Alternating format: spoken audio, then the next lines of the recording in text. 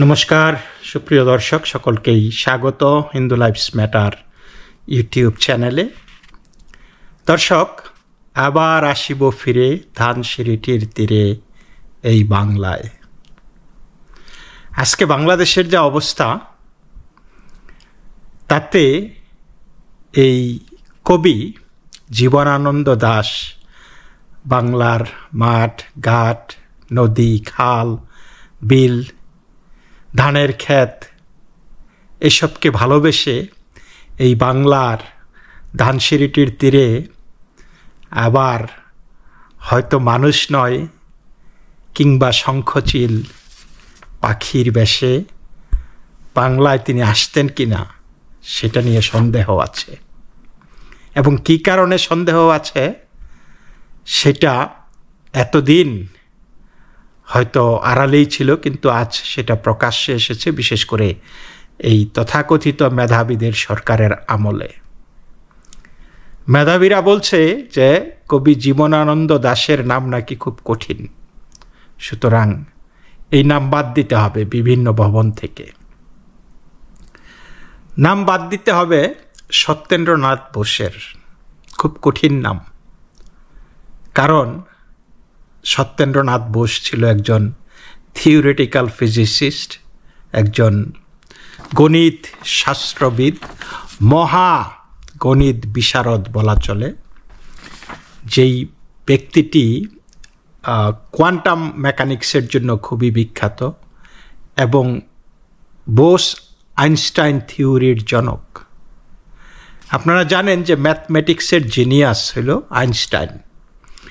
সেই আইনস্টাইনের থিওরিও একটা পর্যায়ে গিয়ে ভুল হয়ে যায়, এবং সেই ভুলটা ধরিয়ে দিয়েছেন সত্যেন্দ্রনাথ বোস, এবং সেই ভুলের আবার একটা তরিকাও দিয়েছেন। সেই ভুলটা সংশোধনের জন্য আরেকটা থিওরি তিনি দিয়েছেন, যে এক পর্যায়ে গিয়ে সেই থিওরিটা প্রয়োগ করতে হবে যদি আইনস্টাইনের থিওরি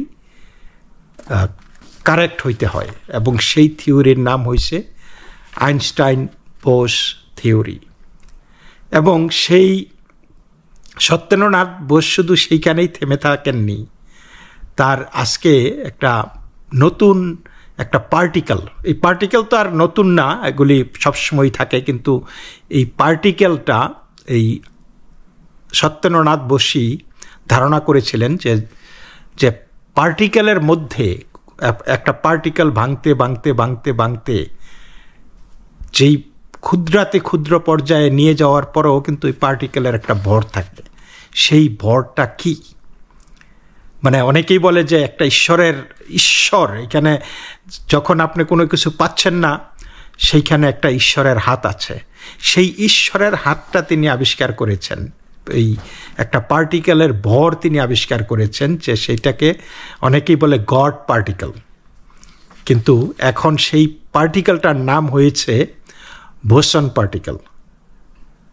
সত্যেন্দ্রনাথ বসুর নামে সেই প্রায় 100 বর্ষ আগে যেই আবিষ্কারটা তিনি করেছিলেন, সেটা নিয়ে গত 2 বছর আগে সম্ভবত একটা নোবেল পুরস্কার পেয়েছে।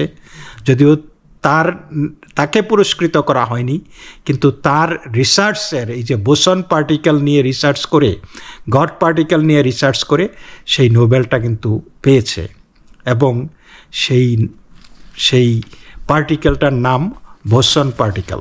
এবং বাংলাদেশের মেধাবীরা এই নামটা খুব কঠিন, এই জন্য এই নামটা তারা গ্রহণ করতে পারছে না। তিনি একাধারে physics, mathematics, chemistry, biology, mineralogy, philosophy, arts, literature, music, এত কিছুর ক্ষেত্রে তার বিচরণ ছিল। কিন্তু আমাদের মেধাবীরা সেটা, মানে হয়তো তাদের কাছে খারাপ লাগে যে উনি এত বড় পণ্ডিত ছিলেন আর আমরা কি, তাকে গ্রহণ করতে পারছে না। স্যার প্রফুল্লচন্দ্র রায় একজন কেমিস্ট, একজন শিক্ষাবিদ, একজন ইতিহাসবিদ, একজন শিল্পপতি, এবং তার নামটাও বাংলাদেশের এক হল থেকে বাদ দিয়ে দেওয়া হয়েছে, কারণ নামটা নাকি খুব কঠিন। তো তিনি প্রথম এই মডার্ন ইন্ডিয়াতে যেই কেমিস্ট্রির রিসার্চ শুরু করেছিলেন এবং ইন্ডিয়ান কেমিস্ট্রির জনক বলা হয় তাকে, এবং তাকে রয়্যাল সোসাইটি অফ কেমিস্ট্রি তার জীবনের যেই কাজ তিনি করেছেন সেই কাজের স্বীকৃতি হিসাবে একটা এই ইউরোপে তার নামে একটা কেমিক্যাল ল্যান্ডমার্ক প্লাক স্থাপন করেছে। এবং তিনি কিন্তু একজন এই ইন্ডিয়াতে আর কি প্রথম যে pharmaceutical company Bengal chemicals and pharmaceuticals তার প্রতিষ্ঠাতা ছিলেন, কিন্তু তারা তাকে গ্রহণ করতে পারছেন আমাদের বাঙালি মেধাবীরা। স্যার জগদীশচন্দ্র বোস, এই গাছের যে প্রাণ আছে, হ্যাঁ, এটা কিন্তু ওনার লেখা থেকেই বুঝতে পেরেছিলাম। এবং আজও বিস্ময় যে আমরা তো এইভাবে কখনো চিন্তা করি না যে গাছের প্রাণ আছে, কিন্তু সেই ধারণাটা তিনি প্রতিষ্ঠিত করেছিলেন আমাদের মধ্যে আমরা যখন ছোট ছিলাম।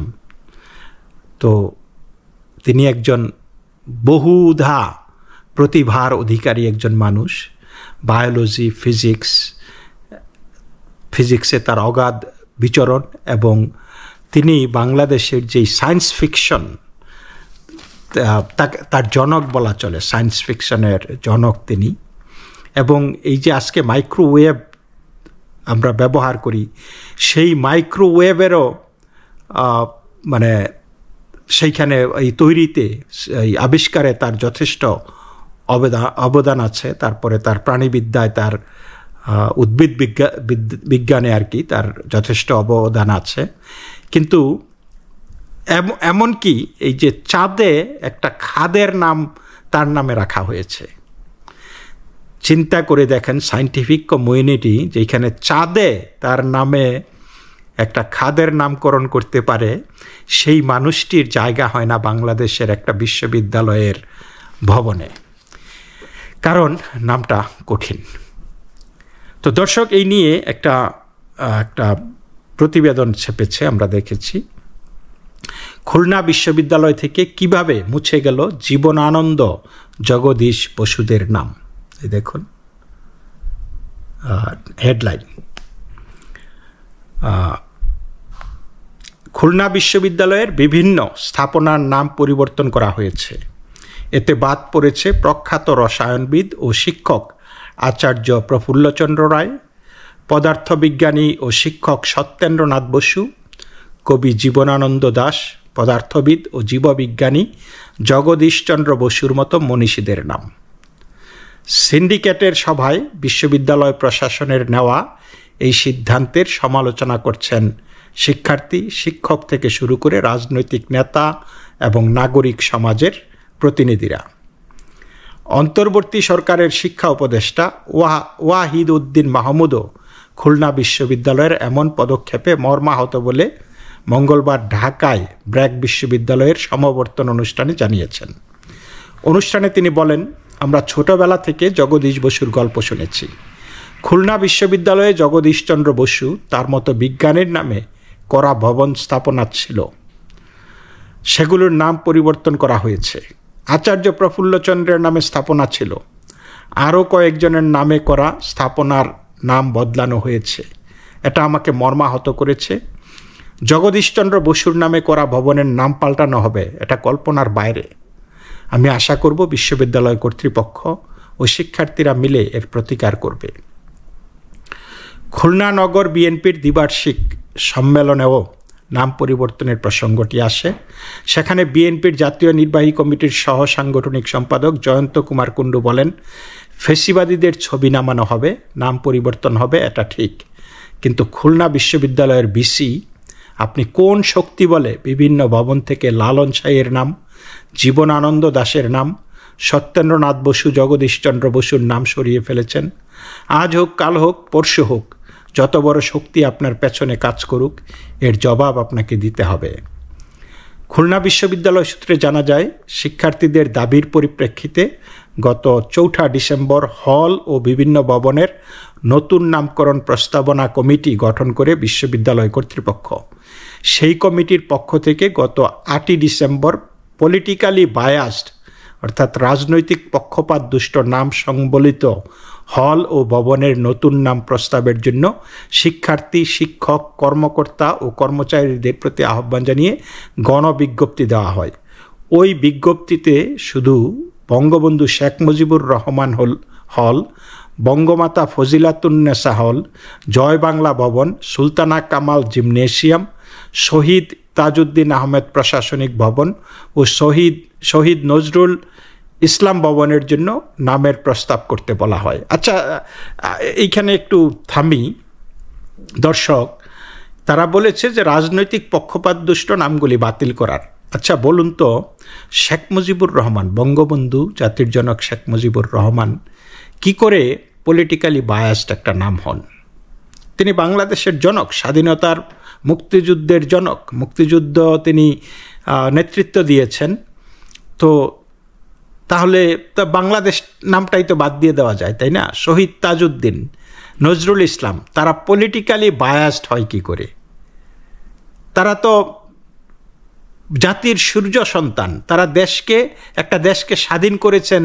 তারা তো তখন পলিটিক্স করে দেশ স্বাধীন করেন না, দেশ স্বাধীন করেছেন স্বাধীনতার খাতিরে। আমরা মানে এইটাই স্বাভাবিক, কিন্তু এইটাকে পলিটিক্যাল বানিয়ে ফেলা হয়েছে আজকে স্বাধীনতাকে। কারণ রাজাকাররা স্বাধীনতাকে অস্বীকার করবেই, এবং সেই স্বাধীনতার চেতনাকে মুছে ফেলার জন্যই কিন্তু সেটা তারা করেছে। যাই হোক, ওই কমিটির আহ্বায়ক অধ্যাপক ATM জহিরুদ্দিন বলেন, ছাত্রদের দাবির পরিপ্রেক্ষিতে কমিটি করা হয়েছিল। তাদের দাবি ছিল পলিটিক্যালি বায়াস নামগুলি পরিবর্তনের। শুধু ওই নামগুলি পরিবর্তনের বিষয়ে আমরা নতুন নামের প্রস্তাব চেয়ে গণবিজ্ঞপ্তি দিয়েছিলাম। আমরা যে নামগুলো পেয়েছিলাম সেগুলি শুধু কম্পাইল করে কর্তৃপক্ষের কাছে দিয়েছি। ওইটাই আমাদের কমিটির কাজ ছিল। সিন্ডিকেট তার অধিকার বলে সিদ্ধান্ত নিয়েছে, এমনটাই দাবি করে। তবে তিনি অন্য নামগুলো পরিবর্তনের বিষয়ে কোনো মন্তব্য করতে চাননি। 8ই ফেব্রুয়ারি খুলনা বিশ্ববিদ্যালয়ের সিন্ডিকেট সভায় নামকরণের বিষয়টি অনুমোদন হয়। পরে 12ই ফেব্রুয়ারি নাম পরিবর্তন সংক্রান্ত অফিস আদেশ জারি করা হয়। সভায় উপস্থিত সিন্ডিকেট সদস্য খুলনা বিশ্ববিদ্যালয়ের পরিবেশ বিজ্ঞান ডিসিপ্লিনের অধ্যাপক মোহাম্মদ মুজিবুর রহমানের ভাষ্য আলাদা। তিনি বলেন, কমিটির রিপোর্টটাই সিন্ডিকেটে পাশ হয়েছে। কমিটি যে রিপোর্ট দিয়েছে, সিন্ডিকেটের সদস্যরা কোনো অভিপ্রায় ব্যক্ত করেননি। সদস্যরা শুধু ওটাকে পাশ করেছেন। সিন্ডিকেট থেকে নতুন করে কিছু চাপিয়ে দেওয়া হয়নি। কমিটির কোনো সদস্য অন্য কিছু বলে থাকলে সেটা ভুল। সিন্ডিকেটে অনেক এজেন্ডা ছিল, ওই বিষয়টা নিয়ে নতুন করে আলোচনার সুযোগ ছিল না। ওই সময় নতুন করে নাম পছন্দ করা বা নাম দেওয়া এগুলোর সময়ও হয় না। চিন্তা করছেন যে সিন্ডিকেট ওই কমিটির আহ্বায়ক বলতেছে এক কথা, দোষ চাপায় দিছে সিন্ডিকেটের ওপর যে আমরা কয়েকটা নাম দিয়েছি আর বাকিগুলি সম্পর্কে কোনো মন্তব্য করিনি। আর সিন্ডিকেটের লোকজন বলতেছে যে এইখানে তারা যেই নাম দিছে আমরা শুধু সেগুলি নিয়েই কাজ করেছি, আমরা এর বাইরে কোনো কিছু করি নাই, আমাদের কোনো সুযোগ ছিল না। তার মানে এই দানাই ফানাই করে ধূম্রজাল সৃষ্টি করেই কিন্তু তারা দেশটা শাসন করতেছে। সে তার কথা বলবে, কে করেছে কেউ জানে না। শুধুমাত্র তাদের উদ্দেশ্য হলো যে নানান দানাই ফানাই করে বাংলাদেশে কিভাবে জঙ্গিবাদ কায়েম করা যায়, বাংলাদেশকে যাতে ধ্বংস করে ফেলা যায়, এইটাই হচ্ছে তাদের কাজ। বিশ্ববিদ্যালয়ের সৈয়দ নজরুল ইসলাম প্রশাসনিক ভবনের নাম পরিবর্তন করে বিশ্ববিদ্যালয়ের প্রথম উপাচার্য গোলাম রহমানের নামে করা হয়। জাতির জনক বঙ্গবন্ধু শেখ মুজিবুর রহমান হলের নাম বীরশ্রেষ্ঠ মোহাম্মদ রুহুল আমিন হল, বঙ্গমাতা ফজিলাতুন্নেসা মুজিব হলের নাম বিজয় 24 হল, সত্যেন্দ্রনাথ বসু একাডেমিক ভবনের নাম একাডেমিক ভবন 1, জগদীশচন্দ্র বসু একাডেমিক ভবনের নাম একাডেমিক ভবন 2, কবি জীবনানন্দ দাশ একাডেমিক ভবনের নাম একাডেমিক ভবন 3, জয় বাংলা ভবনের নাম একাডেমিক ভবন 4 করা হয়েছে। দারুণ জিনিস, এগুলি খুব সহজ। ভবন 1, ভবন 2, ভবন 3, ভবন 4 অনেক সহজ, তাই না? আমাদের মেধাবীরা কত মেধাবী যে এই সহজ নামগুলি তাদের দরকার নাই জীবনানন্দ দাশ, তাদের দরকার নাই জগদীশচন্দ্র বসু, তাদের দরকার নাই প্রফুল্লচন্দ্র রায়, তাদের দরকার নাই সত্যেন্দ্রনাথ বসু। এগুলি দরকার নাই, কারণ এগুলি খুব কঠিন নাম। তাদের দরকার ভবন 1, ভবন 2, ভবন 3, ভবন 4। বাহ, দারুণ! এইকেই বলে বিশ্ববিদ্যালয়। এছাড়া শহীদ তাজউদ্দিন আহমেদ প্রশাসনিক ভবনের নাম প্রশাসনিক। শহীদ বুদ্ধিজীবী ডাক্তার আলিম চৌধুরী চিকিৎসা কেন্দ্রের নাম খুলনা বিশ্ববিদ্যালয় মেডিকেল সেন্টার। সুলতানা কামাল জিমনেসিয়ামের নাম খুলনা বিশ্ববিদ্যালয় জিমনেশিয়াম। আচার্য প্রফুল্লচন্দ্র রায় কেন্দ্রীয় গবেষণাগারের নাম খুলনা বিশ্ববিদ্যালয় কেন্দ্রীয় গবেষণাগার করা হয়েছে। এভাবে নাম পরিবর্তনের বিষয়টিকে নিম্ন রুচির বলে মন্তব্য করেছেন বিশিষ্ট শিক্ষাবিদ ও সচেতন নাগরিক কমিটির খুলনার সাবেক সভাপতি অধ্যাপক আনোয়ারুল কাদির। তিনি বলেন, এক কথায় এটা খুবই নিম্ন মানসিকতা ও নিম্ন রুচির পরিচয়। একটা শিক্ষা প্রতিষ্ঠানের শিক্ষকদের এ ধরনের মানসিকতা থাকতে পারে এটা চিন্তায়ও আসে না। এটা পুরোপুরি নিন্দনীয়। বাংলাদেশ অধ্যক্ষ পরিষদের সভাপতি ও খুলনা বিশ্ববিদ্যালয়ের সাবেক ট্রেজারার মোহাম্মদ মাজহারুল হান্নান বলেন, বিশিষ্ট মানুষ তো আবেদন করেন নাই যে তাদের নাম দিতে হবে। মনীষী তারা, তাদের অসম্মান করার অধিকার আমাদের নেই। এই কাজটা করা ঠিক হয়নি। খুলনা বিশ্ববিদ্যালয়ের পরিসংখ্যান ডিসিপ্লিনের শিক্ষার্থী এবং বৈষম্য বিরোধী ছাত্র আন্দোলনের খুলনা মহানগরের সদস্য সচিব জহুরুল তানবীর ফেসবুক পোস্টে লিখেছেন, মাথা ব্যথা করতেছে, তাই মাথাটাই কেটে ফেললাম। এই হলো খুলনা বিশ্ববিদ্যালয়ের বিভিন্ন ভবনের নাম পরিবর্তনের অবস্থা। বিশ্ববিদ্যালয়ের সূত্রে জানা গেছে, জুলাই আগস্টের অভ্যুত্থানের পর গত বছরের 28শে অক্টোবর বিশ্ববিদ্যালয়ের সংস্কার ও শিক্ষার্থীদের অধিকার আদায়ে 37 দফা দাবি উত্থাপন করেন বিশ্ববিদ্যালয়ের শিক্ষার্থীরা। সেসব দাবির মধ্যে অন্যতম ছিল ক্যাম্পাসের সব স্থাপনা থেকে রাজনৈতিক ব্যক্তিদের নাম পরিবর্তন করা। এসব বিষয়ে বিশ্ববিদ্যালয়ের উপাচার্য মোহাম্মদ রেজাউল করিম বলেন, আমরা তো আমাদের মতো কিছু করিনি, আমরা আগের জায়গায় ফিরিয়ে নিয়ে গেছি। ছাত্রদের দাবি ছিল এগুলোই। এটা আমার একক কোনো সিদ্ধান্ত না, তার উপর দায় চাপানো ঠিক না মন্তব্য করে উপাচার্য বলেন, অনেকে এটা আমার ওপর এককভাবে চাপিয়ে দিচ্ছেন, এটা ঠিক না। এটা সিন্ডিকেট করেছে। সিন্ডিকেটে অনেক বিজ্ঞ মানুষ আছে, তারা আলোচনা করেছেন। তিনি বরং আগের প্রশাসনের সমালোচনা করেন। তিনি বলেন, যে প্রশাসন নামগুলো দিয়েছিল অতি উৎসাহী হয়ে কাজটা করেছিল, তারাই ভুল কাজটা করেছে। এমন জটিল নাম এটা অনেকে বলতে পারে না, যারা এখানে ঢোকেন তারাও বুঝতে পারেন না। চিন্তা করছেন এই হলো উপাচার্য। তিনি কোন যোগ্যতায় উপাচার্য হয়েছেন? কোন যোগ্যতায় উপাচার্য হয়েছেন যে তিনি বলতেছেন যে আগের প্রশাসন যারা নামগুলি দিয়েছিল তারা অতি উৎসাহী হয়ে কাজটা করেছিল, তারাই ভুল কাজটা করেছে। এমন জটিল নাম এটা অনেকে বলতে পারে না, যারা এখানে ঢোকেন তারাও বুঝতে পারেন না। এরা কি বিশ্ববিদ্যালয়ের ছাত্র? আর এই মানুষটি কি বিশ্ববিদ্যালয়ে পড়াশোনা করে এই উপাচার্য হয়েছেন? তার কাছে এই নামগুলি জটিল কি করে হয়? তার নামও তো মহাজটিল। উপাচার্য মোহাম্মদ রেজাউল করিম। আমি তো বলতাম যে রেজু ভাই, তাহলেই তো হইতো। ওনার নামও তো বিশাল জটিল। তাহলে স্যার প্রফুল্লচন্দ্র রায়, সত্যেন্দ্রনাথ বোস, জগদীশচন্দ্র বসু, তারপরে জীবনানন্দ দাস, এইগুলি জটিল নাম হয়ে গেছে তার কাছে, তাই না? চিন্তা করেন। আর জটিল যদি হয়েই থাকে, তোমাদের কাজটা কি? তোমাদের কাজ তো জটিল জিনিসের সমাধান করা, ছাত্রছাত্রীদেরকে সেই জ্ঞান দেওয়া। এখন এই কারণেই, কারণ তোমরা তো ভর্তি করতেছো সব মাদ্রাসা সাব থেকে আসলে এই এক বই পড়া মুখস্থ করে আসার পরে তো এইখানে এগুলি সব কিছুই জটিল মনে হবে। এটা স্বাভাবিক, কারণ ওই তোমরা boson theory, Einstein Bose theory, boson particle, এগুলি তোমরা বুঝবা না। আবার আসিব ফিরে ধানসিঁড়িটির তীরে এই বাংলায়, আবার আসিব ফিরে কিসের? আবার তো আসবো না, আমরা হয় জাহান্নামে যাব, নাইলে জান্নাতে যাব। এটাই তো, আবার আসি কিসের? তোমাদের এগুলো পছন্দ হয় না। এরা এই মানুষগুলি, এই যে আজকে একজন বীরশ্রেষ্ঠ রুহুল আমিন নাম দিয়েছে একটা ভবনের নাম, তিনি কি চাইতেন এইটা যে একজন মনীষীর নাম বাদ দিয়ে তার নামকরণ করা হোক? আমি বলবো যে উপাচার্য মহোদয় এই মনীষীদের লেখা, মনীষীদের গবেষণা কর্ম, এগুলি সব কিছু সিলেবাস থেকে বাদ দিয়ে দেখ। কারণ এই মাদ্রাসা ছাত্ররা তো নাম যদি পড়তে না পারে, তাহলে তাদের তত্ত্বগুলি বা বুঝবে কি করে, তাই না? এদের এগুলির দরকার নাই। তারা শুধু দরকার ওই এক বইয়ের মধ্যেই সীমাবদ্ধ থাকা, তাদের বাহ্যিক জ্ঞানের কোনো প্রয়োজন নাই। যে বিজ্ঞানী আবিষ্কার করেছিল যে গাছের প্রাণ আছে, সেই জগদীশচন্দ্র বসুর নামটা বেশ জটিল, হ্যাঁ, এই জন্য নামটা ওই যে মাথা ব্যথা করতেছে, তো মাথাটাই কেটে ফেলানো আর কি। তাহলে আমার বক্তব্য হলো যে মনীষীদের নাম যদি কঠিন হয়, তাহলে বিশ্ববিদ্যালয়ের ছাত্ররা কি পড়বে? বিশ্ববিদ্যালয়, এটা তো প্রাইমারি স্কুলের জন্য কঠিন, ঠিক আছে, কিন্তু বিশ্ববিদ্যালয়ে যারা পড়ে তাদের কাছে যদি এটা কঠিন হয়ে যায়, তাহলে আর পড়াশোনা কি করবে? নামই যদি না পারে, তাহলে এটার সাবস্টেন্স, তাদের কাজের জিনিস পড়ার তো কোনো দরকার নাই।